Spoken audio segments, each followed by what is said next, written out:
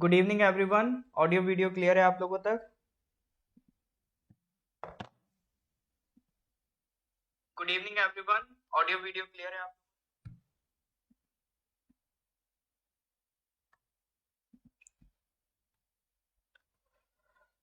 तो सर सितंबर का current affairs हम डिस्कस कर रहे हैं।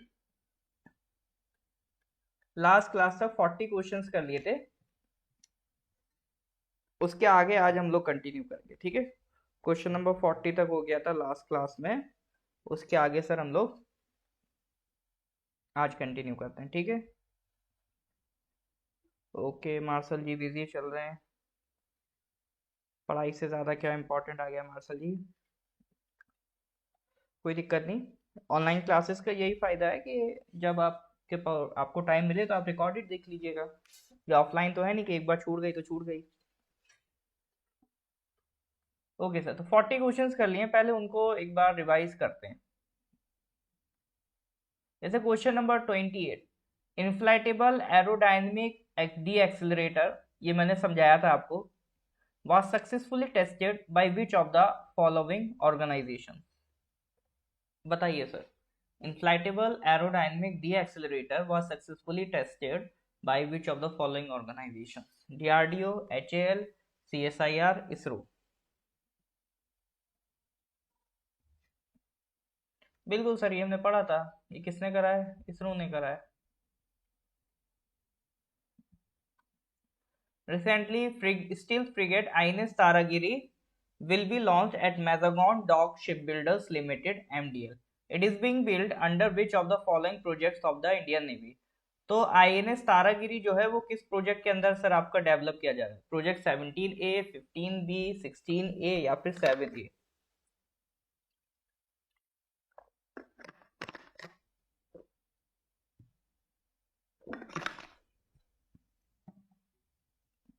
Correct answer is project 17A। ठीक है, तो लास्ट क्वेश्चन सर हम लोगों ने छाता स्कीम तक देखा था। छाता स्कीम किससे रिलेटेड है आपका? उड़ीसा से रिलेटेड है। ठीक है, तो इसके आगे आज कंटिन्यू करेंगे। So let's start with question number 41। Kirit Parikh committee recently seen in news is related to which of the following? Kirit Parikh committee किससे रिलेटेड है? Battery storage, central bank digital currency, gas pricing formula, rain water harvesting. किससे related है sir आपका Kirit Parikh committee?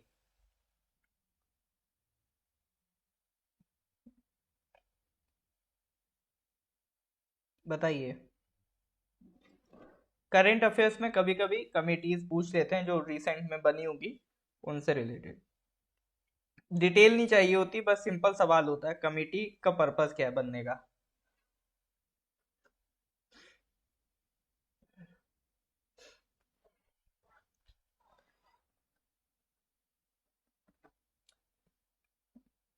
हाँ जी, ओपांग जी ने कहा है C answer. बाकी लोगों को क्या लगता है क्या होना चाहिए आंसर?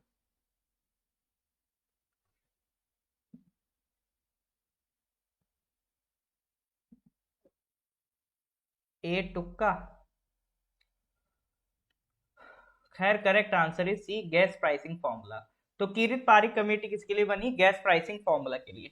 देखो, जो आपके घर में एलपीजी गैस आता है, सीएनजी आता है, तो ये जो गैस सप्लाई कर रही है सरकार, तो इसकी प्राइसिंग गवर्नमेंट अपने हिसाब से कंट्रोल करती है। ठीक है, या एक उनका पूरा फॉर्मूला है, उसके बेसिस पे ये प्राइसिंग करते हैं। लेकिन अभी कुछ प्रॉब्लम्स चल रही हैं। जैसे एक तो सबसे बड़ी प्रॉब्लम तो ये चल रही है कि अभी गैस प्राइसेस का जो प्राइस है बहुत ज्यादा हाई है, क्योंकि ग्लोबल प्राइसेस बढ़ रखे हैं। क्यों बढ़ रखे हैं सर? अभी रशिया यूक्रेन का कॉन्फ्लिक्ट चल रहा है, इस वजह से। तो और अभी का जो प्राइसिंग सिस्टम है, उससे लगता है कि जो गैस प्रोड्यूसर्स हैं उनको कुछ खास फायदा हो नहीं रहा है। तो अगर गैस प्रोड्यूसर्स को खास फायदा होगा नहीं तो कल वो प्रोड्यूस क्यों करेंगे?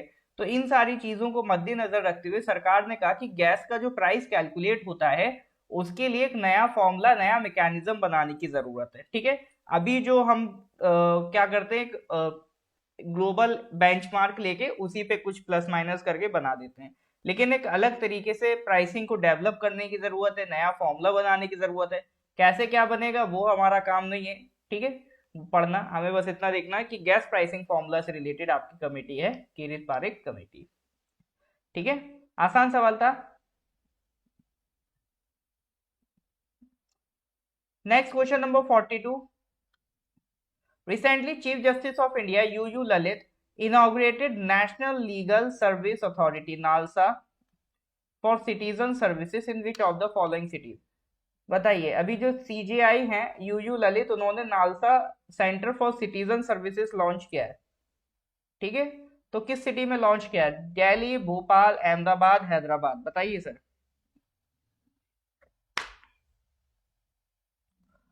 NALSA centre for citizen services.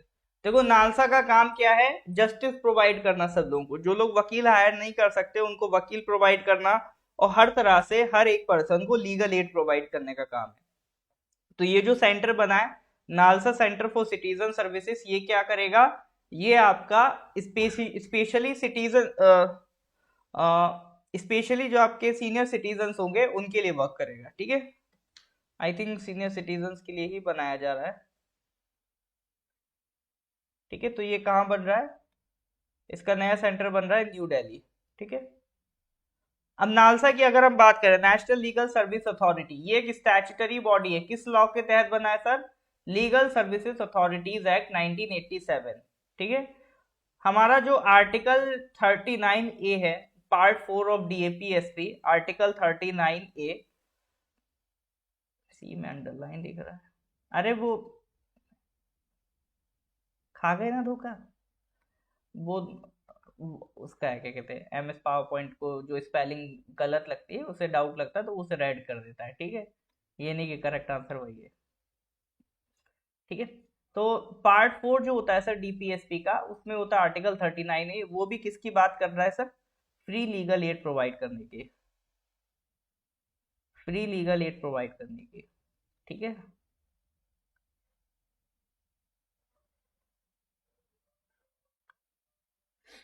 तो आर्टिकल 39 में बात करता है फ्री लीगल एड प्रोवाइड करने की। तो उसी के तहत एक कानून बना, legal services authorities act 1987।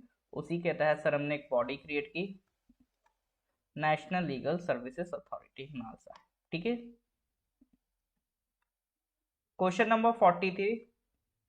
Recently president Droupadi Murmu launch the Pradhan Mantri TB Mukt Bharat अभियान।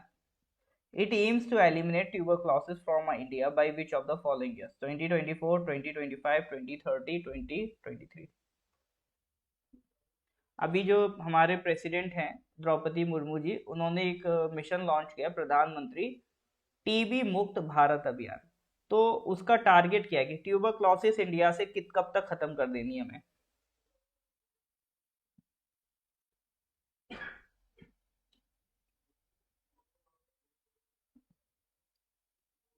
हाँ जी सर, करेक्ट आंसर बताइए।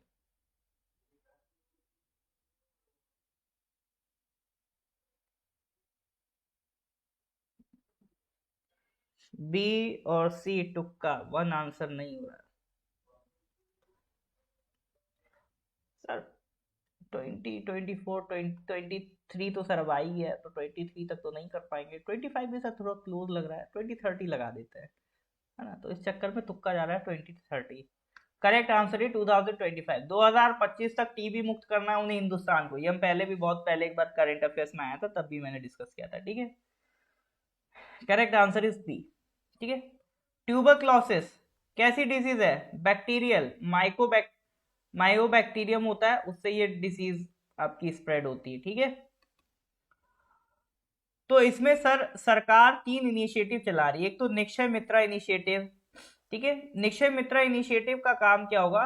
इसका काम ये होगा कि न्यूट्रिशनल, डायग्नोस्टिक और वोकेशनल सपोर्ट प्रोवाइड कराया जाए उनको जो टीबी ट्रीटमेंट है।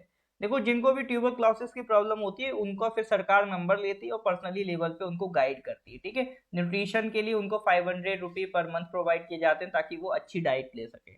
डायग्नोस करना, वोकेशनल सपोर्ट, ये सब कौन प्रोवाइड करेगा? निक्षय मित्रा इनिशिएटिव। ठीक है, एक है निक्षय मित्रा, ये वो लोग होंगे who can support by adopting health facilities for individual donor. ठीक है, blocks, urban, ward, district for accelerating response against TB to complement government effort. ठीक है, तो निक्षय मित्रा डोनर मतलब ये वो लोग होंगे जो सरकार की मदद करेंगे, कुछ हेल्थ फैसिलिटीज को अडॉप्ट कर लेंगे। जैसे मान लो कोई एक पर्सन है जो सरकार की मदद करना चाहता है, वो बन जाएगा निक्षय मित्र, और वो टारगेट ले लेगा, ठीक है, कि ये टीबी का पेशेंट, इसका ध्यान मैं रखूंगा, ठीक है। तो इस तरह से सरकार कह रही काम करेंगे। तीसरा है Nikshay digital portal. Digital portal में क्या होगा, एक प्लेटफॉर्म है जिसमें ऐसे लोग, ठीक है, मतलब ये सारे टीबी वाले लोगों का फेसबुक है, ठीक है। तो इस पोर्टल में जिन जिनको ट्यूबरक्लोसिस है सब लोग आके कनेक्ट हो जाएंगे, तो सब आपस में डिस्कस कर सकते हैं, अच्छा तुम्हें भी ये प्रॉब्लम हो रहा है, अच्छा तुम्हें भी ये दिक्कत हो रही, तो एक कम्युनिटी सपोर्ट बन जाएगा फॉर पर्संस विद टीबी, ठीक है। और सरकार से कोई शिकायत करनी है, कोई परेशानी हो, तो इस डिजिटल पोर्टल पे आप बात कर सकते हैं। तो 3 कंपोनेंट्स हैं इसमें टीबी को एलिमिनेट करने के लिए, ठीक है। ये इंपॉर्टेंट है, ये डेट पूछने के चांसेस बहुत अच्छे हैं। टीबी कब तक हम एलिमिनेट करना चाहते हैं, हमारा टारगेट है सर 2025। उम्मीद है, दुआ करिएगा पूरा हो जाए। Question number 44, recently the foundational learning survey was carried out by the Union Ministry of Education with which of the following organizations? देखो, जो फाउंडेशनल लर्निंग सर्वे है, इसका पर्पज ये है कि हमारा जो फाउंडेशन होता है, फाउंडेशन मतलब बेसिक, वो कितना स्ट्रांग है। अभी भी क्या होता है, ऐसी आपने रिपोर्ट सुनी होगी कि सरकारी स्कूल में 3rd क्लास का बच्चा बेसिक काउंटिंग नहीं कर पा रहा है, 3rd क्लास का बच्चा बेसिक रीडिंग नहीं कर पा रहा है। तो यही सब चीजों को कहते हैं फाउंडेशनल लर्निंग। यानी आपको, अगर आप 1st क्लास में हो तो कुछ बेसिक चीजें आपको बच्चे को आ जानी चाहिए। तो ये सर्वे यही चेक करता है कि बच्चों में कितना फाउंडेशन उनका स्ट्रांग है। तो इसी के लिए आपका करवाया जाता है फाउंडेशनल लर्निंग सर्वे। तो इसमें सर कौन कौन इन्वॉल्व है? एक तो sir union ministry of education involve है, तो दूसरा नाम क्या है? हाँ जी सर, तुक्का लगाइए, क्या होना चाहिए? सर अपनी जिंदगी का एक ही उसूल है, जहां भी ऑप्शन में नीति आयोग लगे तुक्का लगा देना, नीति आयोग। लेकिन सर हर बार वो सही भी नहीं होता है, ठीक है। Correct answer is NCERT. भैया एनसीईआरटी भी सारा काम नीति आयोग नहीं करता है, ये मैं पहले भी बता चुका हूं।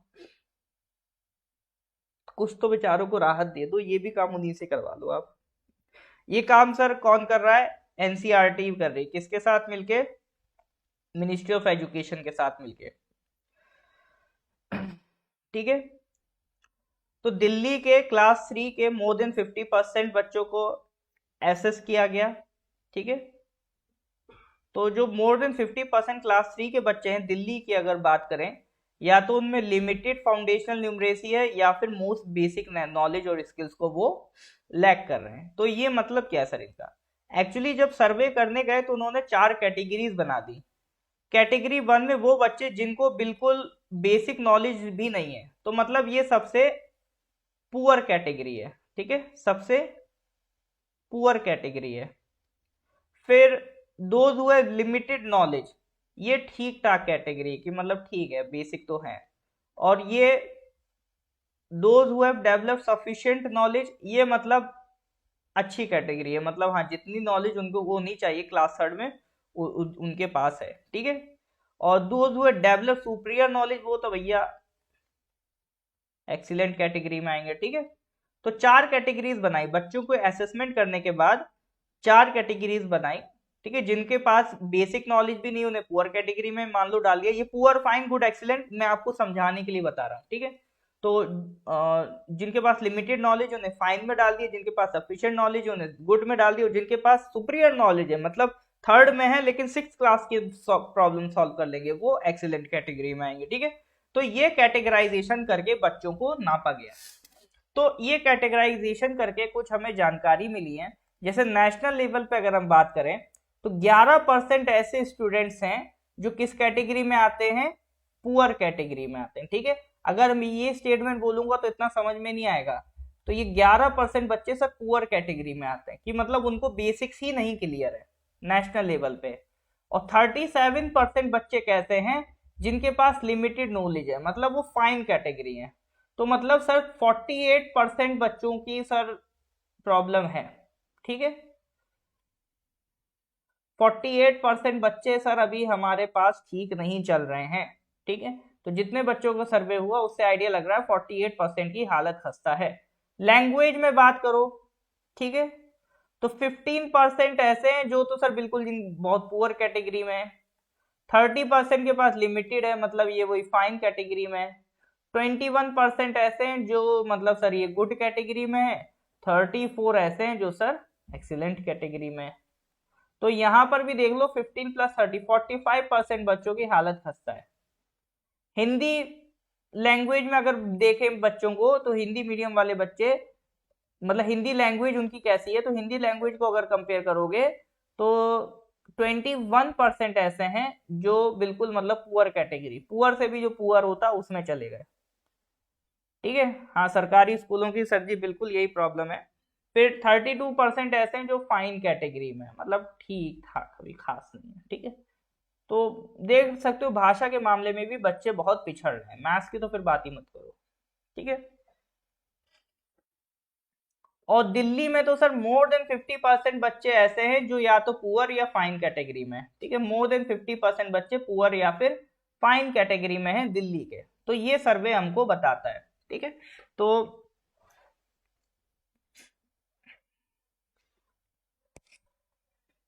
सरकार का एक मिशन चल रहा है ना, निपुण भारत मिशन, मतलब एक स्किल्ड इंडिया बनाना है सरकार को, तो उसके लिए ये सर्वे करवाया गया था।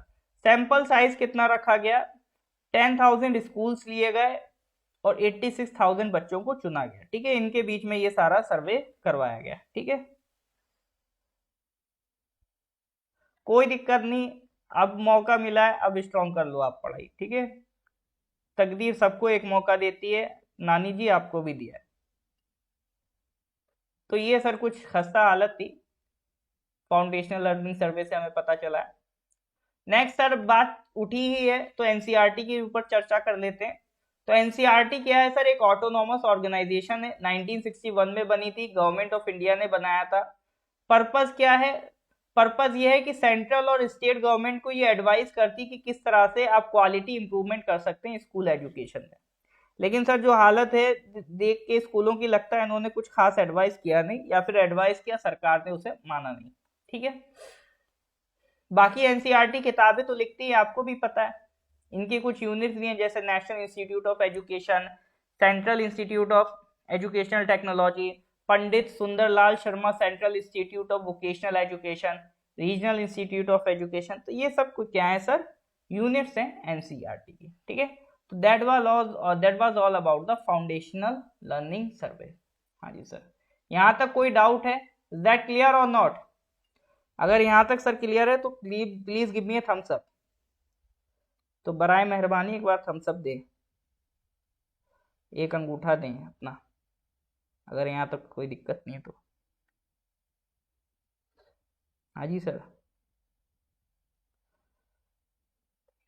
अनिति जी इसमें नाचने वाली क्या बात है?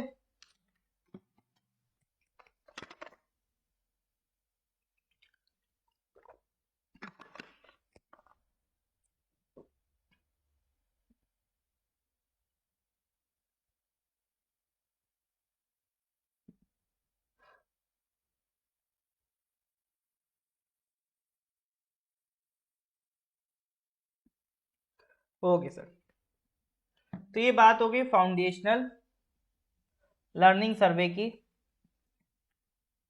क्वेश्चन नंबर 45 पे आते हैं। According to the recent human development report 2021, what is the India's rank on the 2021 human development index? अब देखो, मैं उस दिन जब पढ़ा रहा था, अभी कल की ही क्लास में इकोनॉमिक्स में जब मैं पढ़ा रहा था, तो मैंने कहा था ना 2021 का भी मैं बताऊंगा, तो ये लिख लेना 2021 का जो HDI रैंक है वो कितना, 130, 132, 133, 131। ठीक है, तो देखो ह्यूमन डेवलपमेंट इंडेक्स रैंक, पहले तो करेक्ट आंसर बताओ।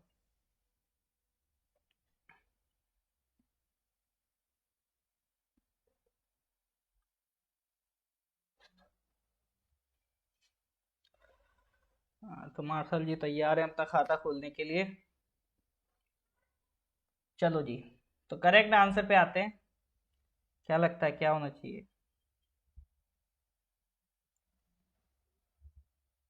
अभी भी लोग आंसर दे रहे हैं, बिल्कुल करेक्ट आंसर इज 132। तो मार्शल जी मुबारक हो, आपका खाता खुल गया। Correct answer is 132। ठीक है, तो 2021 में हमारी रैंक है 132। तो सर ये ह्यूमन डेवलपमेंट इंडेक्स क्या है? ये एक सर एक रैंक है जो मेजर करता है कि जैसे हमने देखा कि कंट्रीज को पहले इकोनॉमी मेजर करने के लिए हम लोग जीडीपी यूज करते थे, लेकिन जीडीपी सर ओवरऑल कंट्री की डेवलपमेंट बताता है। तो उस डेवलपमेंट हो सकता है कि 1% बढ़िया करें, 99% बेकार करें, तो ओवरऑल डेवलपमेंट तो सर ज्यादा ही आएगी देश की। तो जीडीपी एक्चुअल पिक्चर नहीं बता रहा था, हमें एक ऐसे इंडिकेटर की जरूरत थी, एक ऐसे पैरामीटर की जरूरत थी जो हमारे ह्यूमन डेवलपमेंट की बात करे। ठीक है, ह्यूमन डेवलपमेंट यानी इंक्लूसिव डेवलपमेंट की, एक एक इंडिविजुअल के डेवलपमेंट की जो बात करे। तब जाके ह्यूमन डेवलपमेंट इंडेक्स क्रिएट हुआ। इसमें दो लोगों का नाम इंपॉर्टेंट है, एक तो पाकिस्तान के नोबेल प्राइज विनर महबूब उल हक, और इंडिया के Nobel prize winner Amartya Sen. ठीक है, तो इन दोनों का इसमें कंट्रीब्यूशन है। इन दोनों के क्रिएशन के बाद यूनाइटेड नेशन डेवलपमेंट प्रोग्राम ने इसे अडॉप्ट कर लिया, और हर साल यूएनडीपी ये रैंक निकालता है। ठीक है, एक सवाल इसमें ये भी बन जाता है कि जो रिपोर्ट है ह्यूमन डेवलपमेंट की कौन पब्लिश करता है? It is publish by the United Nations development programme. ठीक है, तो ये तीन चीजें बेसिकली चेक करते हैं, आपके कंट्री के लोगों की हेल्थ कैसी है, एजुकेशन कैसी है, और लोगों की सर इनकम कैसी। ठीक है, तो तीन फैक्टर्स काउंट करके ये रिपोर्ट वर्क करती है। ठीक है, तो that is about human development report. Question number 46, recently which of the following organizations has collaborated with the World Resource Institute to launch India's first national electric fleet platform, eFast India? WRI के साथ मिलके किसने eFast India inaugurate किया है? eFast India क्या है? Electric freight accelerator for sustainable transport. देखो, एक ऐसा ये प्लेटफॉर्म है जहां पर बात चलेगी कि जितना भी आपका फ्रीट है, फ्रीट मतलब गुड्स ट्रांसफर जो होता है, ठीक है, जो माल होता है ना आपका गुड्स, उसको फ्रीट कहते हैं। तो फ्रीट ट्रांसफर करने के लिए या फिर गुड्स ट्रांसफर करने के लिए जो भी आप लोकोमोटिव्स यूज करो, ट्रेन या ट्रक्स यूज करो, सब इलेक्ट्रिक ही होने चाहिए। ठीक है, तो इसके तहत अब जो ट्रक्स आएंगे वो भी कैसे आएंगे? इलेक्ट्रिक ट्रक्स आएंगे, ताकि सर डीजल वाला पॉल्यूशन को हम कम कर पाए। ठीक है, अब लगाओ सर। सर अब तो दिल टूट गया सर, नीति आयोग सर धोखा दे गया सर, आज नीति आयोग। फिर लगा लो तुक्का। Correct answer is NITI Aayog. ठीक है, तो नीति आयोग और वर्ल्ड रिसोर्स इंस्टीट्यूट ये दोनों मिलकर एक प्लेटफॉर्म बनाए हैं, उसका नाम क्या है? ई फास्ट। ई फास्ट काम करेगा सर इंडिया में जो फ्री ट्रांसफर है उसको, फ्री ट्रांसपोर्ट को इलेक्ट्रिकल करने का। ठीक है, इसका पर्पस क्या रहेगा? जितना भी फ्री ट्रांसपोर्ट है उसको क्या कर दो सर? इलेक्ट्रिकल कर दो। फ्रीट कैसे ट्रांसफर होता है सर? ट्रेन से होता है। ठीक है, और आपका ट्रक से होता है, तो इन सबको टोटली क्या कर दो? इलेक्ट्रिकल कर दो। ठीक है, ताकि आपका जो भी सामान, क्या कहते हैं, जो भी कार्बन एमिशन है उसे आप वो कम कर पाओ। ठीक है, तो कार्बन एमिशन रिड्यूस करने के लिए ई फास्ट डेवलप किया जा रहा है। Question number 47, recently Neeraj Chopra has become the first Indian to win the Diamond League final title। Diamond league final से बहुत टाइम से सुन रहे हैं। ठीक है, तो वो पहले इंडियन बन गए हैं जिसने ये टाइटल जीता है जैवलिन थ्रो में। इसको लेके काफी टाइम से वो न्यूज चल रही थी। अब फाइनली नीरज चोपड़ा ने डायमंड लीग फाइनल टाइटल जीत लिया है। तो ये किस कंट्री में हुआ था? तो ये तो हम पहले भी पढ़ चुके हैं, तो अगर आपको पिछले महीने का करंट अफेयर्स याद होगा तो ये बता पाओगे। हाँ जी सर, करेक्ट आंसर क्या होगा?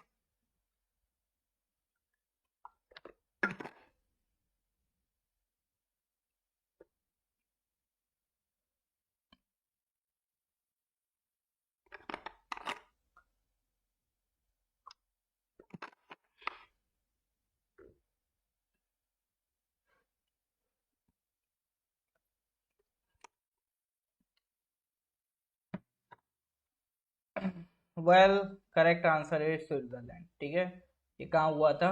स्विट्जरलैंड। डायमंड लीग है क्या? ये एथलेटिक चैंपियनशिप है जिसको पहले वर्ल्ड एथलेटिक्स के नाम से जाने थे। ठीक है, 2010 में इसको स्टार्ट किया गया था। इस बार इस रशिया को एक्सक्लूड कर दिया गया था। ठीक है, और ये 2022 वाला जो डायमंड लीग है, 13 सीजन था डायमंड लीग का। इस बार कहाँ हुआ सर? ये स्विट्जरलैंड में। Question number 48, Paxgen tablet recently seen in use is used to treat which of the following? Paxgen tablets अभी न्यूज में थी, तो किस बीमारी को ट्रीट करने के लिए आई है? हाँ, स्विट्जरलैंड एक जैसे लगते हैं ना। बस यही तो सिली मिस्टेक्स आपको काबू करनी है।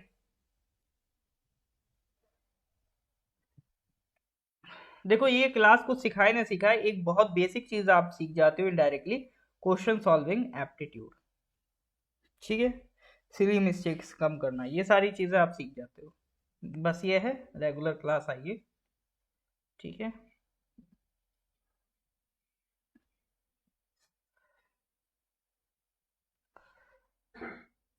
हाँ, दबा के तुक्के चल रहे हैं। Correct answer is Covid 19। अभी तक देखो कोविड 19 के लिए क्या आया है, अब वैक्सीन आई है। अब इसका ट्रीटमेंट भी आ गई कि अगर कोरोना हो भी जाए तो भी एक दवा आ गई, टैबलेट आ गई सर, मुबारक हो। पाक्सजन नाम से टैबलेट आएगी, जाके खरीद लेना आज मार्केट में। ठीक है। दवा का नाम क्या है, पैक्सलोविड। ठीक है। दवा का फॉर्मूला है पैक्सलोविड। और किस ब्रांड नेम से ये बिकेगी, पाक्सजन नाम से बिकेगी। पाक्सजन नाम से बिकेगी। ठीक है। और इसका फॉर्मूला है, पैक्सलोविड किससे मिलके बना है, निरमा, ट्रैलविर और रिटोनाविर। ठीक है। निरमा और रीतो, निरमा रीतो से मिलके अपना पाक्सलोविड बना है। और किस ब्रांड नेम से बिकेगी, पाक्सजन नाम से बनेगी। तो भैया ये टैबलेट्स हैं। ठीक है। तो वैक्सीन नहीं भी लगाई हो तो अब टैबलेट आ गई है। अरे कोविड तो हो गया, क्या करें। अरे इसमें गुस्से वाली क्या बात है, मतलब एक तो बेचारे टैबलेट बना रहे हैं आपके लिए, बेस्ट से बेस्ट पॉसिबल चीजें क्रिएट कर रहे हैं कि चलो मतलब वैक्सीन लगाने के बाद भी कोरोना हो जाए तो उसके बाद भी सर ऑप्शन है आपके पास, पाकिस्तान टैबलेट खरीद के खा लेना। ठीक है। हाँ जी, क्या करें, बीमारी ऐसी थी, मेडिसिन तो बनाना पड़ेगा। ठीक है। बन गई सर, मुबारक हो। ठीक है, खुशी की बात है, फाइनली टैबलेट आ गई।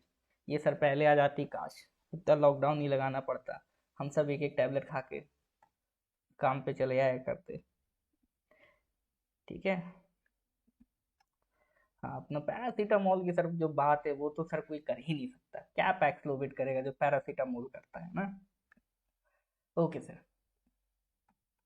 Question number 49, world youth chess championship 2022, world youth chess championship 2022 ये किस कंट्री में हो रहा है, इंडिया, यूएसए, रोमानिया या फ्रांस?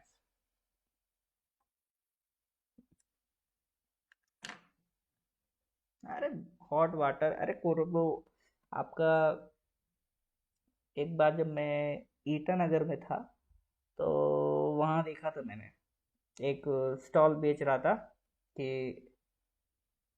कोरोना चाय, मतलब ये चाय पी लो तो आपको कोरोना नहीं होगा। अरे फालतू नहीं, ठीक है लगा लिया, बच गए। वर्ल्ड यूथ चेस चैंपियनशिप, हाँ जी सर, तुक्का लगाने का सर मेरा अगला तरीका क्या है कि जहां भी ऑप्शन में इंडिया दिखेगा तो being a citizen of India it is my sole responsibility कि मैं भूल जाऊं कि आंसर सही है या गलत है, मुझे with respect correct option India ही लगाना पड़ेगा, क्योंकि sir India can never be wrong. ये सर मेरी तुक्का फिलॉसफी है, कभी कभी गलत हो जाती है sir. Correct answer is Romania. ठीक है। तो जो वर्ल्ड चेस चैंपियनशिप है, वर्ल्ड यूथ चेस चैंपियनशिप, वो कहाँ हुई है सर, रोमानिया में हुई है। अच्छा, रोमानिया की बात अगर छिड़ी है तो ये ब्लैक सी की बॉर्डरिंग कंट्रीज देख लो, ये आपके एग्जाम में पूछता रहता है, ब्लैक सी को कौन कौन बॉर्डर कर रहा है, कैस्पियन सी को कौन कौन बॉर्डर कर रहा है। देख लो, Bulgaria, Turkey, Georgia, Russia, Ukraine, Romania. मजा नहीं आया सर, अब आएगा। ग्रेट बटर, ब्लैक सी को bordering countries, great butter, GRBTR, Georgia, Russia, Bulgaria, Turkey, Romania. अब आया। ठीक है। तो ब्लैक सी की बॉर्डरिंग कंट्रीज कौन कौन सी, इधर टर्की है, फिर इधर जॉर्जिया है,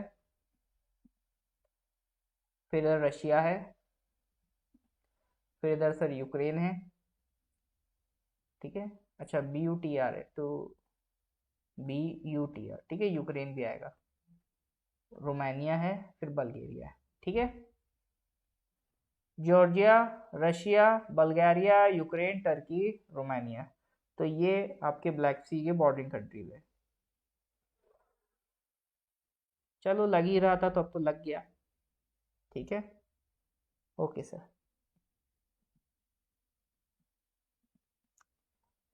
नेक्स्ट आगे बढ़ते हैं, question number 50। Recently which of the following institutions, 6 क्या है, हाँ 6 हो गई, यूक्रेन हो गया, मार्शल हो गया यूक्रेन।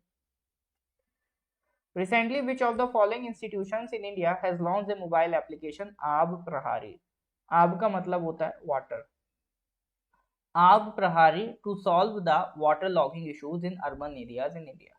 देखो अर्बन सिटीज में अगर आप देखोगे तो दिल्ली विल्ली में जैसे एक भी दिन पानी बरस जाता है तेजी से, तो दिल्ली के न्यूज़पेपर ने एक फोटो खींच के रखी है कि एक दिल्ली की डीटीसी बस है, वो यहाँ ट्रैवल कर रही है और इतना इतना पानी में घिर गई है। तो वो लोग हर बार फोटो खींचने भी नहीं जाते हैं, नहीं, क्योंकि उन्हें पता है कि हर बार दिल्ली की सिचुएशन सेम होती है। ठीक है, तो वही फोटो हर बार अखबार में छप जाती है कि इस बार दिल्ली पानी में इतनी भर गई। तो दिल्ली हो या कई मुंबई हो, वाटर लॉगिंग की इशू बहुत ज्यादा है। ठीक है, थोड़ी बारिश हुई, कुछ भी जरा सा कई बार हल्का सा भी कहीं से लीकेज हुआ, पानी इकट्ठा होना शुरू हो जाता है। वाटर लॉगिंग से बीमारियां भी सर पैदा होती हैं, वहीं मच्छर पैदा होते हैं तो उससे मलेरिया डेंगू ऐसी जैसी बीमारियां पैदा होती हैं। तो इन्हीं वाटर लॉगिंग इशू से निपटने के लिए एक आईटी है, उसने आप प्रहारी ऐप लॉन्च किया है। तो ये ऐप किस आईटी ने बनाया? बॉम्बे, कानपुर, मद्रास, दिल्ली।